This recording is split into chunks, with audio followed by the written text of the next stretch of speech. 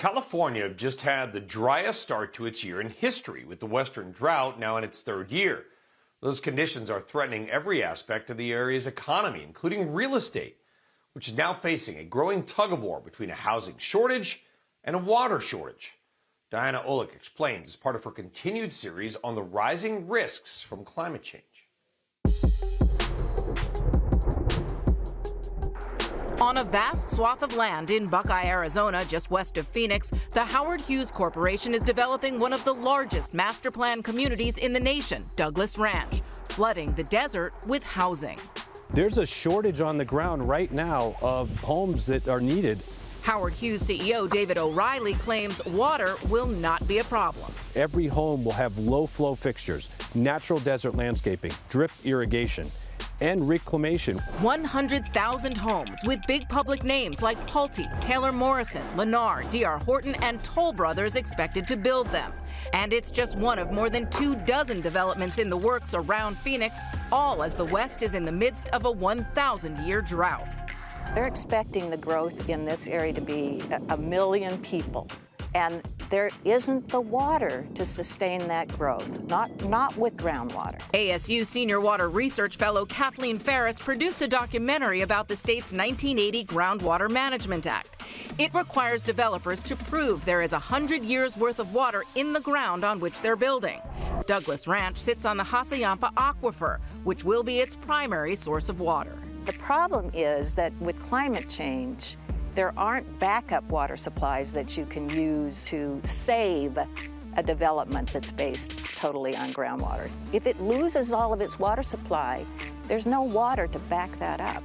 This whole area is clearly at the crossroads of construction and climate, but the U.S. is facing one of the worst housing shortages in history.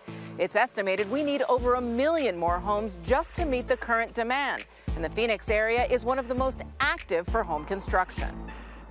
I don't think the answer is to tell people that are looking for an affordable home in Arizona, you can't live here, go somewhere else. I think the responsible answer, the thoughtful answer, is to build them affordable homes, but to build it in a self-sustaining manner. Mark Staff is director of ASU's Real Estate Development Program at the W.P. Carey School of Business. So should Wall Street be concerned about investing in housing out in Arizona? No. Why not?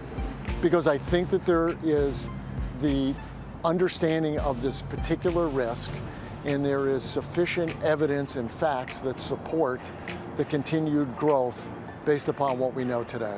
But Stapp concedes current development plans exacerbate that. I would say that there's a legitimate concern about our future, and policymakers are very aware of this. A report just last spring from ASU's Kyle Center for Water Policy warned the amount of groundwater in the Hassayampa subbasin is considerably less than regulators estimate, and that without a change in direction, the physical groundwater supply underneath Buckeye will decrease and will not be sustainable. The bottom line is that there are places in this state, in this valley, where there are sufficient water supplies to support new growth.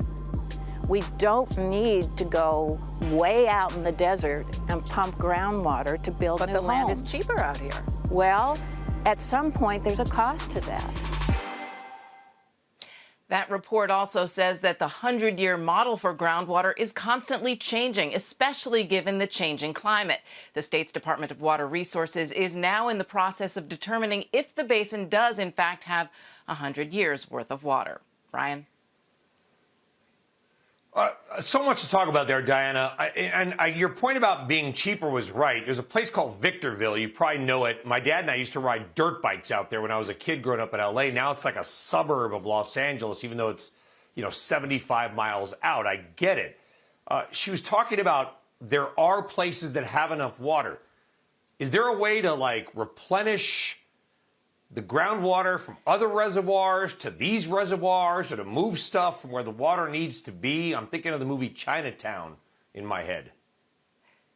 Well, that's what's been happening in the past, and sometimes developers will even buy water from farmers. But the less water that there is available because of climate change, that is restrictions now on the Colorado River, and less water in the reservoirs, then their ability to buy that water, move that water, replenish those areas is less and less possible.